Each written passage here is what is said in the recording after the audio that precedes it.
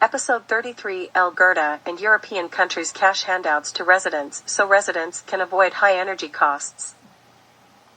Gerda noted that the standoff with Russia over Ukraine and rising energy prices are rapidly overturning modern European economic orthodoxy. Nationalizations, subsidies, cash handouts, price caps, profit taxes. It's back to 20th century economics in Europe. Governments are resorting to old-school solutions, throwing vast amounts of money at the energy crisis engulfing the region, in a bid to avert a political, social and economic meltdown. EU governments have earmarked more than $350 billion to subsidize consumers, industry and utility companies. EU ministers met to narrow down their options for the bloc's direct intervention in markets to grab excess profits, cap electricity prices and subsidize utilities companies.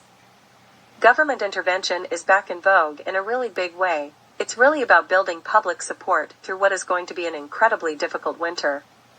It's a special situation that won't last forever. The German government announced a $65 billion support package, its third and largest so far, that includes direct cash handouts to the most vulnerable consumers and tax breaks to energy-intensive businesses. The Belgian government has handed out $100 to every household irrespective of income. The Greek government has committed nearly $7 billion, or about 4% of its annual economic output, in the past 3 months to subsidize all energy bills in the country. Greece has put a levy on the excess revenues of energy companies that use sources other than natural gas. The Czech Republic announced support measures for the cost of electricity. After cash handouts and subsidies, more direct market interventions may follow.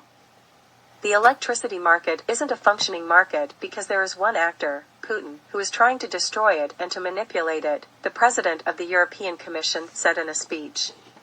So we really have to react to that. And that is why we are addressing now the composition of the electricity market.